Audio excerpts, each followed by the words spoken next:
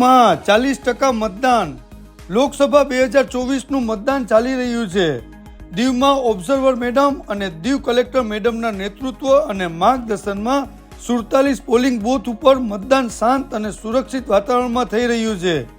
Observer madam અને collector મેડમે દરેક polling બૂથની visit કરી.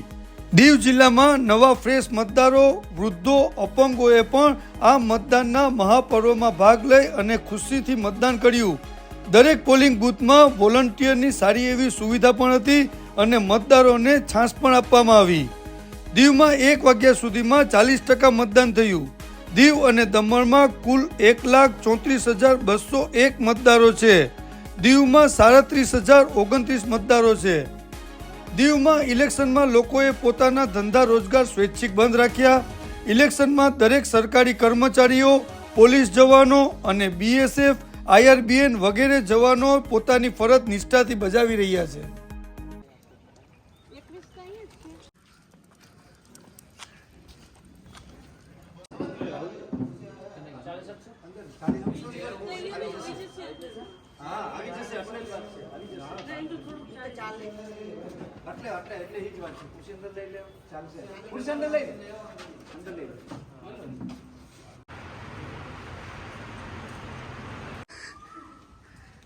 Good morning.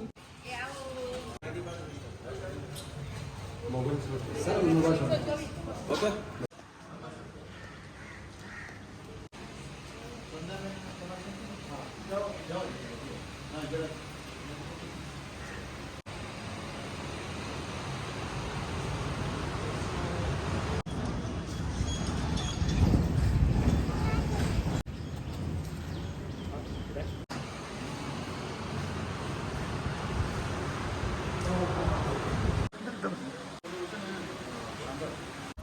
શું નામ?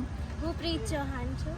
તમે આજે આ જનરલ લોકસભાનું ઇલેક્શનમાં વોટ કર્યું, તમે કેવું લાગ્યું તમને? એકદમ પ્રાઉડ મોમેન્ટ છે અમારા માટે, કેમ કે અમે ભારત દેશમાં એક વોટિંગ કરવું એ સૌથી વધારે અગત્યનું છે. હું બધા દીવના જનતાને કહેવા માગું છું કે તમે અચૂક ને અચૂક વોટિંગ કરો.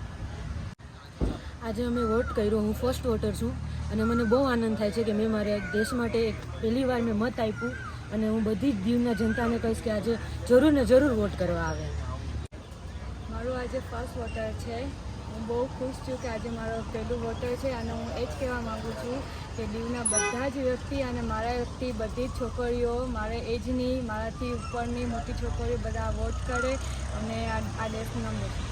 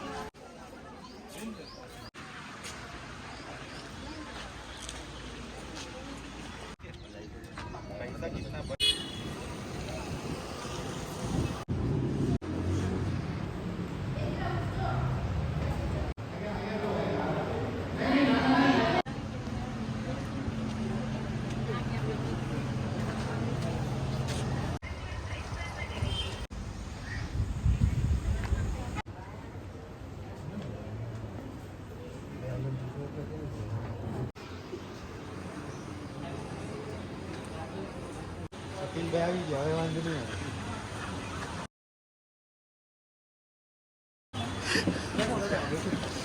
તું પકડી નાખ્યો.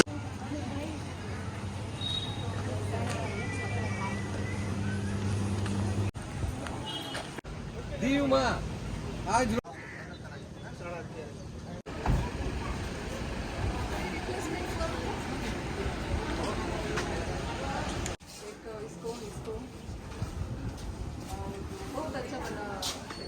है ना, एंट्रेंस में पता चल जाएगा उन लोगों को कहाँ ये तो बहुत अच्छा लगा. हाँ, प्रसिद्धि और I did not expect it this one. I thought that it will be like this, but ये भी बहुत अच्छा लगा.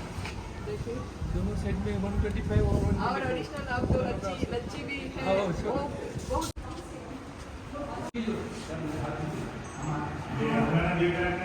हमारा